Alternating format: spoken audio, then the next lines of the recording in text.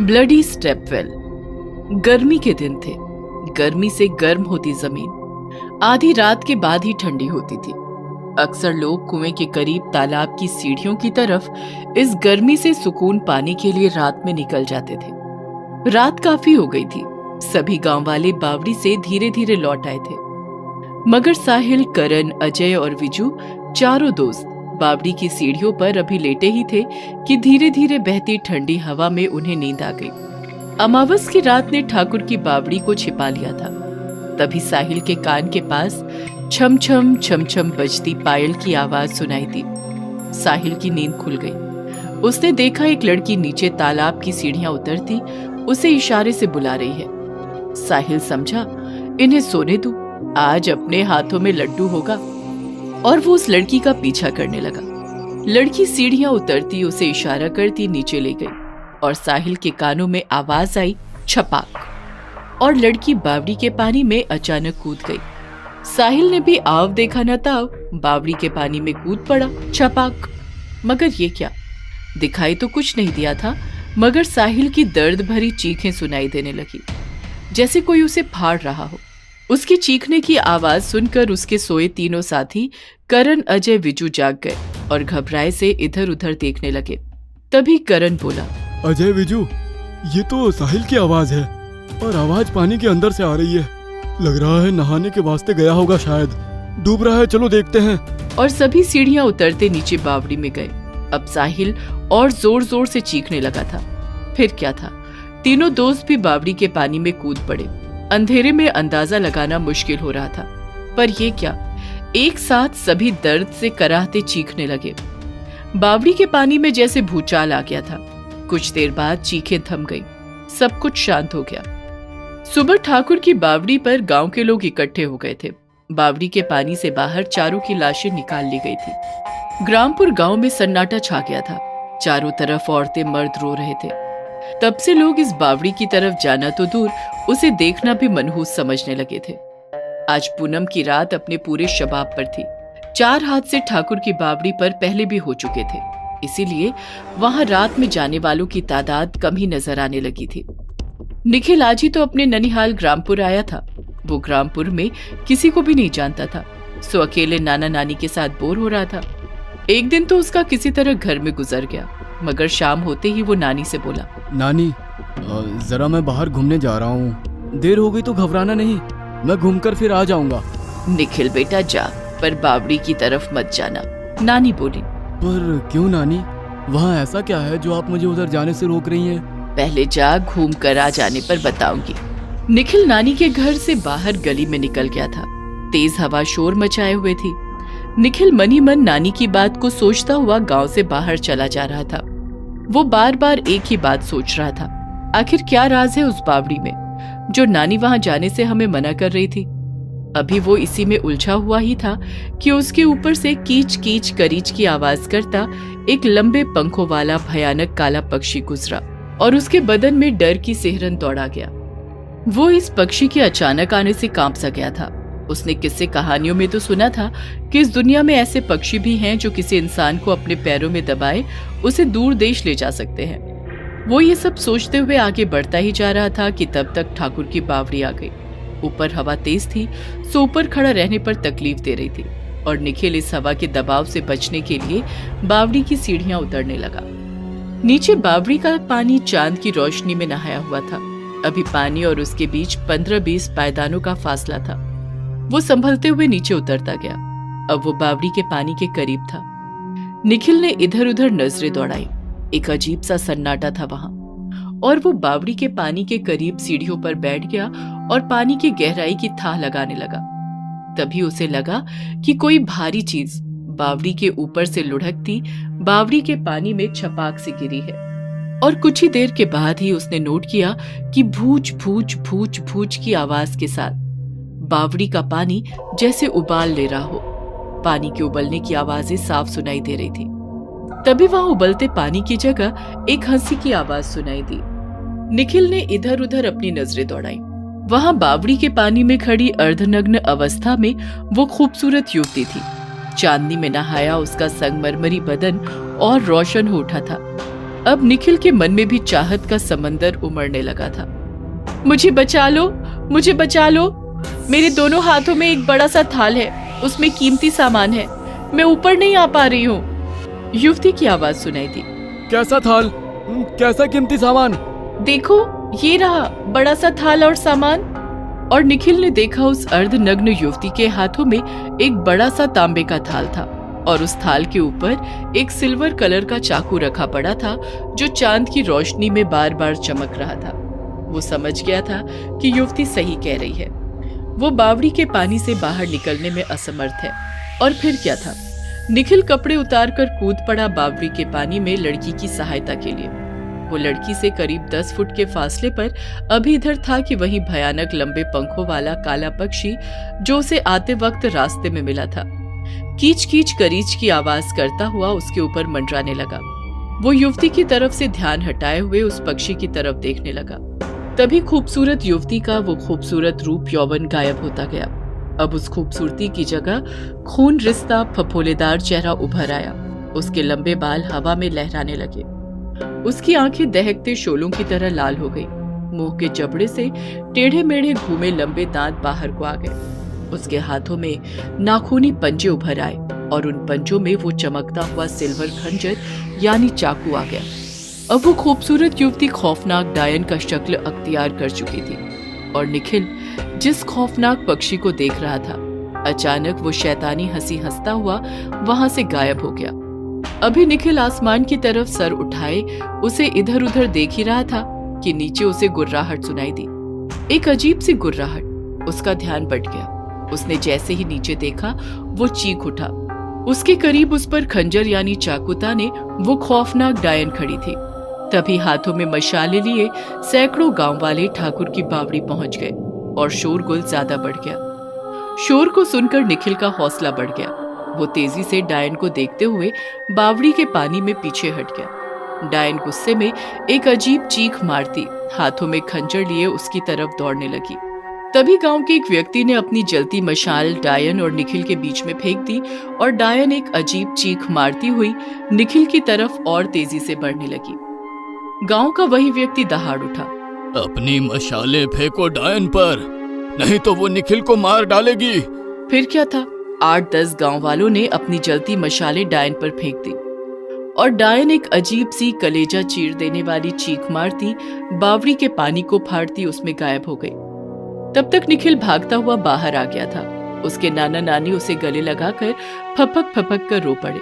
अब सब कुछ शांत था। बेटा निखिल, तुम्हें मैंने कितना समझाया था कि बावड़ी की तरफ मत जाना, पर तुम नहीं माने। अरे बेटा, ये ठाकुर की खूनी बावड़ी है।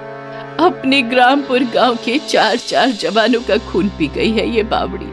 वो तो ऊपर वाले का शुक्र है कि हम वक्त पर आ गए, नहीं तो तुमसे हाथ धो बैठते हम बेटा।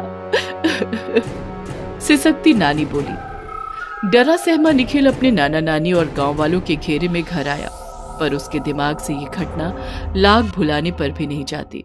तहखाने का राज। जैसलगढ़ की हवेली जो पर्यटन का बहुत बड़ा केंद्र है और आज भी यहाँ बड़ी तादाद में पर्यटकों की भीड़ यहाँ के इतिहास को महसूस करने आई है।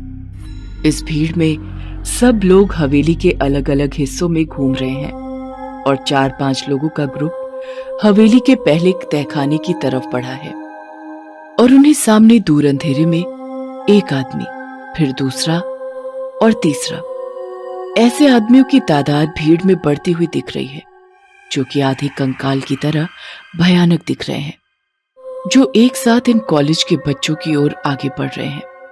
ये देख वो बच्चे चिल्लाते हुए ऊपर पहुंचे और हवेली के अथॉरिटी मेंबर्स से मिलकर वो वाकया बयां किया, पर अथॉरिटी वालों ने इस बात को सिरे से नकार कर उन बच्चों को भगा दिया।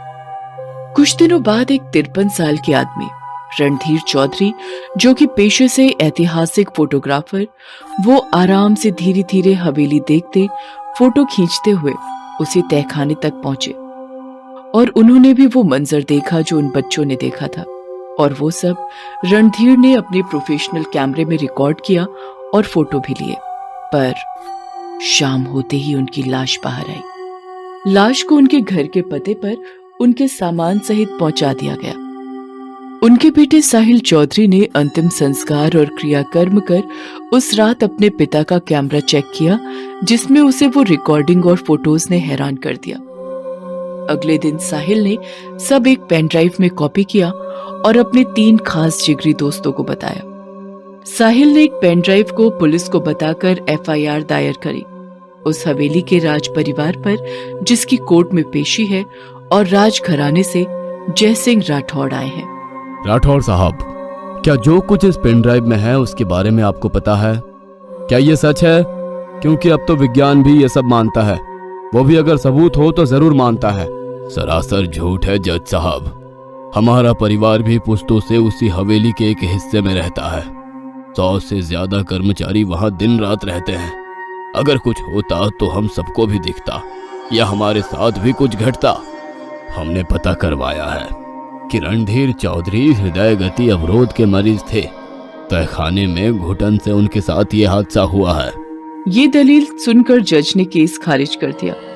अब साहिल अपने तीनों दोस्तों के साथ रात को घर की छत पर शराब पीते हुए कहता है, अब हवेली का राज वहां जाकर ही पता किया जाएगा। तुम साथ देते हो तो कल सुबह सूरज की पहली किरण के साथ तैयार रहना। अगले दिन की सुबह चारों जैसलगढ़ हवेली पहुंच गए हैं और पूरी हवेली को बारीकी से घूमकर वहां की चीजों को बारीकी से देख और लिखे हुए इतिहास को पढ़ भी रहे हैं। जितनी तस्वीरें लगी थी उनकी भी तस्वीर साहिल अपने मोबाइल कैमरा से ले रहा है। शाम होने को है और सारे पर्यटकों के बाहर जाने का समय नजदीक आने वाला है। उससे पहले वो चारों तहखाने में घुस गए हैं और वहीं रुक गए हैं। अरे साहिल, क्या कर रहा है? चलना नहीं है क्या? नहीं, जो पता करना है वो यहीं इस तहखाने में है और यहीं रुक कर ही पता चलेगा। तू सच्ची में सबको मरवाएगा? भूतों का तो पता नहीं, पर पकड़े गए तो कुटाई पक्की है।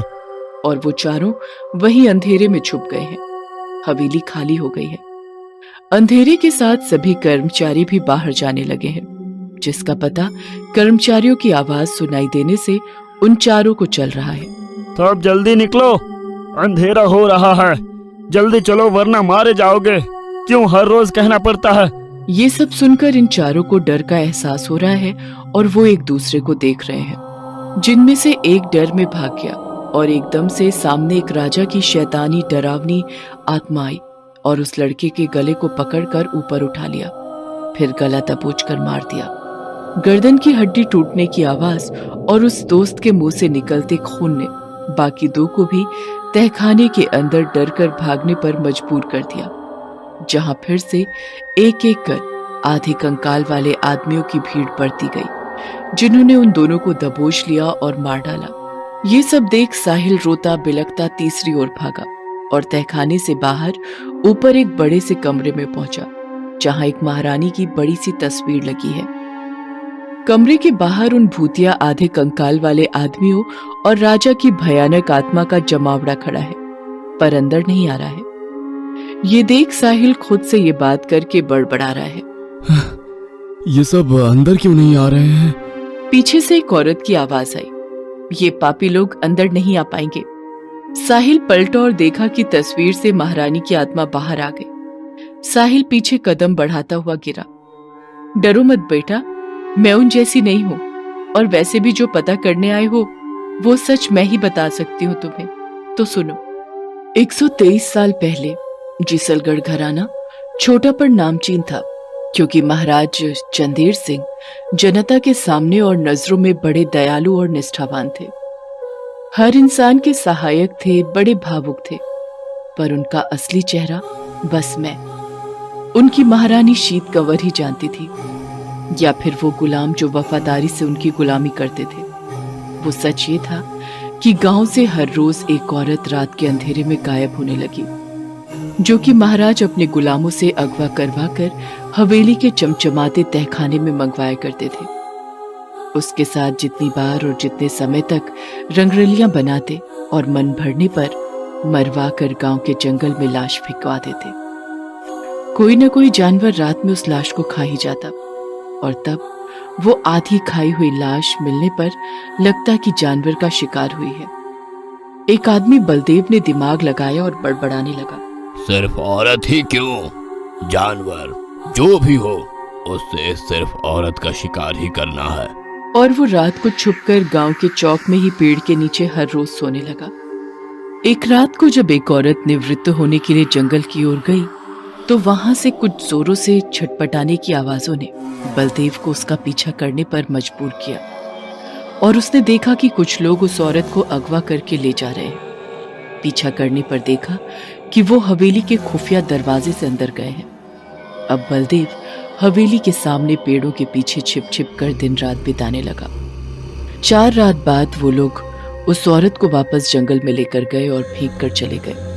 बलदेव ने उस औरत की नाक के सामने उंगलियों से उसकी सांसें चलती महसूस की तो अपने पास पड़े पानी से भरी जरी यानी चमड़े की पानी पीने वाली थैली से पानी छिड़क कर औरत को होश में ले आया, जिसने महाराज का सच बलदेव को बताया। बलदेव उस औरत को उसके घर ले गया और उसके घर वालों को आधी रात को ही गांव के सरपंच के घर लेकर गया और सब बताया। जल्दी ही गांव के 80 से ज्यादा मर्द इकट्ठे होकर हवेली पहुंचे। आधी रात को सोए हुए महाराज महारानी को बाहर जन सैलाब की चीख की आवाजें सुनाई दी और वो बाहर आए। आते ही सब मर्दों ने महाराज को खरी खोटी सुनाई, जिसके महाराज दिल मिला गए। महाराज तब भी ठंडे दिमाग से बोले, आप सब अंदर आओ, फिर सही से बात करते हैं। सब अंदर आए और आते ही राजा ने अपने सैनिकों को आदेश दिया, इन सबको बांध कर तहखाने की दीवारों में चुनवा दो। ऐसा ही हुआ। भयानक नरसंहार। मेरा मन भर आया और गुस्से में मैंने खंजर अपने पति महाराज चंदेर सिंह की पीठ में घोंप दिया और बाद में वही खंजर अपने गले पर भी चलाकर खुदकुशी कर ली। वो आधे कंकाल वाले आदमी सब वही हैं जो जिंदा दीवारों में चुनवा दिए गए थे और साथ ही महाराज भी हैं जिनकी भटकती आत्मा शैतानी हो गई है। सुबह की पहली किरण के साथ साहिल छुपता छुपाता हवेली से बाहर आता है और वहीं के पुलिस थाने में राज घराने के खिलाफ शिकायत दर्ज करवाता है। कोर्ट में अर्जी लगवाता है। हवेली के तहखाने की दीवारों को तुड़वाने की और अर्जी जज मंजूर करते हैं। पुलिस फोर्स जाकर मजदूरों से दीवारों को तुड़वाते हैं और उन्हें 80 नर कंकाल बरामद होते हैं। अब कोर्ट आदेश देता है राज परिवार को कि हवेली पर सरकार का कब्जा है और हवेली को ध्वस्त करने का आदेश किया जाता है। ऐसे होता है जैसलगढ़ की हवेली के तहखाने के राज का अंत। ल्यूसीफर्स गिफ्ट। ये कहानी है गोवा के गोवान गाइस की। एक कपल जो कि चाइल्डहुड फ्रेंड से लवर्स और फिर कपल बना। अपर मिडिल क्लास फैमिली से थे दोनों और एक हो गए। Mrs Aisha and Mrs Johan Rodriguez, a happy Christian couple. शादी के 6 साल पूरे हुए पर कोई बच्चा नहीं। सामाजिक जोर नहीं क्योंकि एक फ्री लाइफस्टाइल सोसाइटी से बिलोंग करते हैं, पर खुद को एक उम्मीद और चाह है जो सबको होती है। मेडिकल चेकअप से पता चला कि दोनों ही ठीक हैं, फिर भी बच्चा नहीं हो रहा है। IVF और सरोगेसी भी ट्राई किया पर कुछ नहीं हुआ। जो कपल बहुत खुश मिजाज था अब दुखी रहने लगा। जोहन एक ड्राई फ्रूट्स का डीलर है तो वो काम में बिजी होकर दिन निकाल लेता है, पर रात की सोच दुश्मन बन जाती है और नींद नहीं आती है। 2 रातों बाद झपकी आती है, पर आयशा तो दिन भर तकलीफ और सोच में डूबकर दुखी होती है। इसलिए एक कंप्लीट डे मेड रखी है, जेनी, जो ख्याल भी रखती है और बातें भी करती है। जेनी वहां के चर्च के पादरी की बहन है तो उसका झुकाव जरा ईश्वरीय शक्ति की तरफ ज्यादा रहता है और वो बातें भी बाइबल की ज्यादा करती है। एक दिन जोहन ने आयशा को कुछ दिन अपने पीहर पुडुचेरी पापा मम्मी के पास जाने को कहा और आयशा ये मानकर चली गई। पुडुचेरी अपने घर में पापा माइकल और माँ मिशेल के पास दिन भर अपनी किस्मत को कोसती रोती रोती देर रात को सो गई। तब उसके पेरेंट्स ने एक दूसरे से बात की, आयशा को सब कुछ बता दो और उसको भी वो करने के लिए मनाओ जिसको करके हमें भी आयशा मिली थी। पर हमें पहले उनसे पूछना होगा, तभी सब कुछ होगा और बेटी को समझा कर वो सब कुछ करवा पाएंगे। चलो, अभी वैसे भी आयशा गहरी नींद में सो रही है। अभी टाइम 1:30 बज रहे हैं, इतनी रात को? तो यही तो मिलने का सही वक्त है, कहा ना चलो। दोनों अपने घर से बाहर गार्डन में आए और घर के पीछे जमीन में एक टैंक के ढक्कन की तरह ढक्कन को खोला, जो कि बेसमेंट है। दोनों सीढ़ियों से नीचे उतरे जहां अंधेरा था। वो दोनों साथ कोई लाइट भी लेकर नहीं गए और खड़े हो गए, दोनों हाथों को बांधकर जैसे किसी को याद कर रहे हैं। और अचानक से ऊपर का दरवाजा बंद हुआ। दोनों ने ऊपर देखा ही था और भयानक भारी आवाज आई। आ गए दोनों, बड़े दिनों बाद याद आई। तभी अंधेरे में कुछ कैंडल्स जली और भयानक सा दिखता एक डेमोन सामने आया। वो बोला, कहो क्या काम है? मेरी बच्ची को भी वही तकलीफ है जो मेरी बीवी मिशेल को थी। बस कुछ कहने की जरूरत नहीं, अब सब समझ गया, पर शर्त याद है ना? Yes my Lord. Then tell your daughter and get ready her for the Lucifer's gift.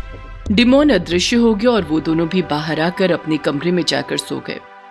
सुबह नाश्ते पर दोनों ने आयशा को समझाया, look Ayesha and listen to me carefully, it will be good news if you believe. Yes mom, I am listening. सबने हाथों से फोक एंड स्पून रख दिए। आयशा देखो, जब साइंस काम नहीं आती तब सुपर साइंस काम आती है, जिसे हम माइथोलॉजी एंड स्पिरिचुअलिटी कहते हैं। पर हमारा विश्वास उनसे भी ऊपर वाली शक्ति में है, द सुपर नेचुरल पावर, और वो कभी वेस्ट नहीं जाती। और इसका इफेक्ट तुम खुद हो। जो तकलीफ तुम्हें है वो हमें भी थी, और तुम्हारा जन्म भी वैसे ही हुआ जैसे तुम्हारे बच्चे का हो सकता है, अगर तुम चाहो और मानो तो। I want to being a mother and I can do everything. Then listen, एक शर्त है और वो माननी पड़ेगी, वरना बाद में रिजल्ट बहुत भयानक हो जाएंगे, मानो अनकंट्रोलेबल। आप कहिए, मैं सुन रही हूँ। आज रात तुम्हें हम दोनों वहां ले जाएंगे जहां से तुम्हारी इच्छा पूरी होगी, पर शर्त यह है कि वो बच्चा हमारे भगवान का होगा। मीन्स पहला बच्चा वो ले जाएंगे, बाद में चाहे जितनी भी संतानें हो वो तुम्हारी, पर पहला बच्चा उनका अपना गिफ्ट होगा और तुम्हें लौटना होगा। मंजूर है। रात 12:45 पर वो तीनों नीचे आते हैं और वैसे ही डिमोन आकर आयशा से पूछता है, क्या तुम्हें मंजूर है? हाँ। तुम अकेले रुको और तुम दोनों जाओ। ये बोलकर वो अदृश्य हो जाता है और वो दोनों आयशा को अकेला छोड़कर ढक्कन बंद कर चले जाते हैं। अपने कमरे में दोनों लेटे हुए बस इंतजार करते हैं कुछ होने का, और अचानक जोरों से बिजलियां कड़कने लगती हैं। तेज आंधी चलने की आवाज सुनाई देती है, जिससे घर की छत के दरवाजे टकराने लगते हैं। लाइट्स ऑफ हो जाती है और दोनों ऊपर दरवाजा बंद करने साथ जाते हैं। छत पर पहुंचकर आकाश देखते हैं जो कि लाल सुर्ख हो गया है, जिसमें काले बादल मंडरा रहे हैं। तेज आंधी पेड़ों को बेहाल कर हिला रही है और साथ ही ऐसे मौसम में बारिश शुरू हो गई है। बिजलियां कड़ाके से कड़क कर डर का माहौल बना चुकी हैं। आकाश में ऐसे मौसम से एक आदमी जैसा पंखों से उड़ता हुआ नीचे आ रहा है। धीरे धीरे जो गुस्से में आंखें लाल किए नीचे उतर रहा है। उन दोनों की नजरें उससे मिली और दोनों घुटनों पर बैठ गए। वो आसुरी शक्ति नीचे उतरती है, पंखों के सहारे घर के पीछे उतर गई। मौसम अभी भी वैसा ही है। वो दोनों भीगे हुए छत के दरवाजे को बंद कर नीचे गए और कपड़े बदल कर सो गए।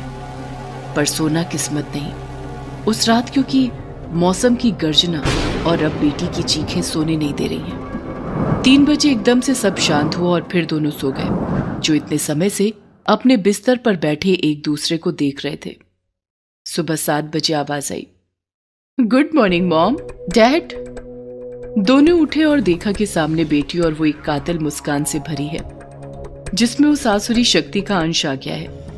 अब आयशा अपने पति जोहान को कॉल करके कहती है, यहाँ सरोगेसी से काम हो गया है, कॉन्ग्रेचुलेशंस, जल्दी आ जाओ। Yes my love, thank you baby, today I am the happiest man on the earth, I will be there in the evening. अभी फ्लाइट से निकलता हूँ। जोहान शाम को पहुंच जाता है अपने ससुराल। 1 हफ्ते बीवी के साथ शहर घूमता है और वापस दोनों गोवा जाते हैं। खुशी से अपनी बीवी का ख्याल रखता है, घर पर ही रहता है।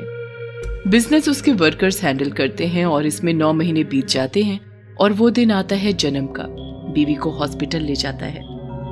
लेबर रूम के बाहर खड़ा बीवी की चीखें सुन रहा है, जो सहन नहीं कर पा रहा है, और हॉस्पिटल से चला गया और देखा कि मौसम एकदम भयानक हो गया है, वैसा ही जैसा उस रात था। एक आदमी आकर बधाई देता है, तब वो अंदर आता है और देखता है कि एक लड़के का पिता बन गया है, पर पास के बेड पर जो थी वो और उसका बच्चा दोनों मर गए। बिकॉज ऑफ नॉर्मल डिलीवरी अगले दिन घर आ जाते हैं। खुशी के माहौल में 1 साल बीत जाता है। और सब अपने रोज के काम में लग जाते हैं। पहला जन्मदिन आता है जब उसके नाना नानी भी आते हैं और बेटी को शर्त याद दिलाते हैं, पर वो नहीं मानती।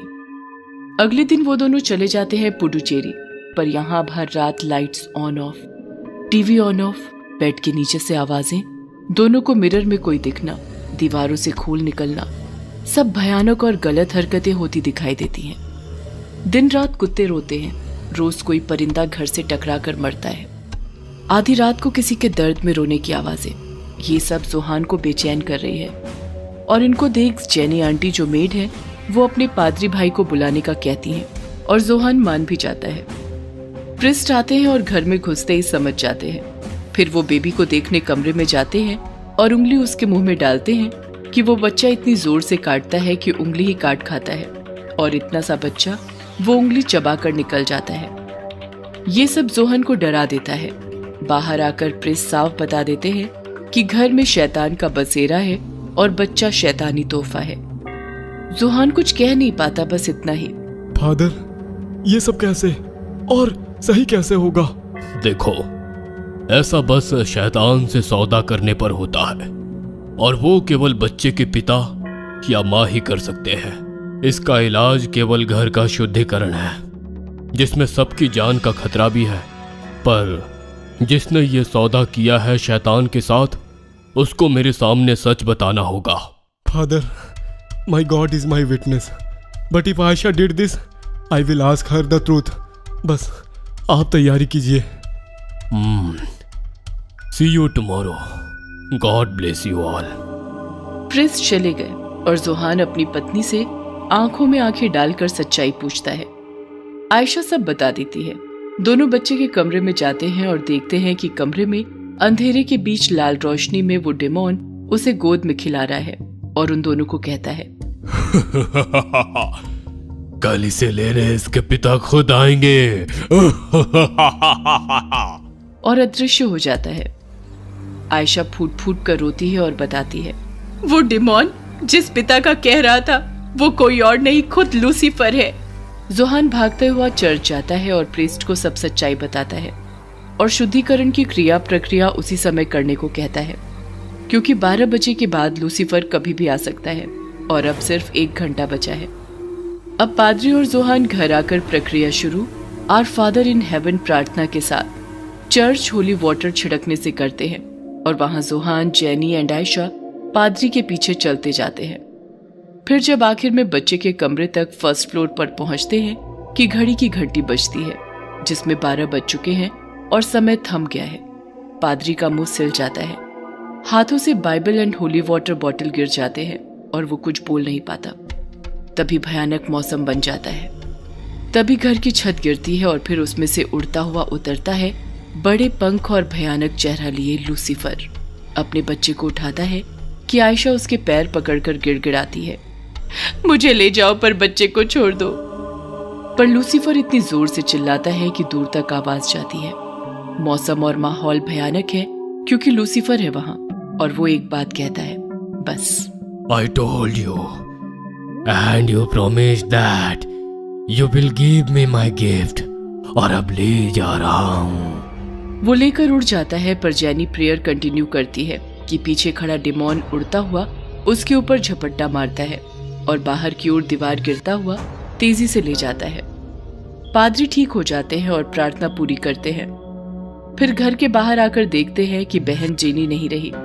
वो दोनों पति पत्नी जमीन पर बैठे रो रहे हैं। तभी अंदर से बच्चे के रोने की आवाज आती है और जोहान अंदर भागता है। अपने बच्चे को सामने देख गोद में उठाकर बाहर आ जाता है। वहीं देखता है कि आयशा की लाश जमीन पर है और आयशा की आत्मा का हाथ थामे लूसीफर ले जा रहा है।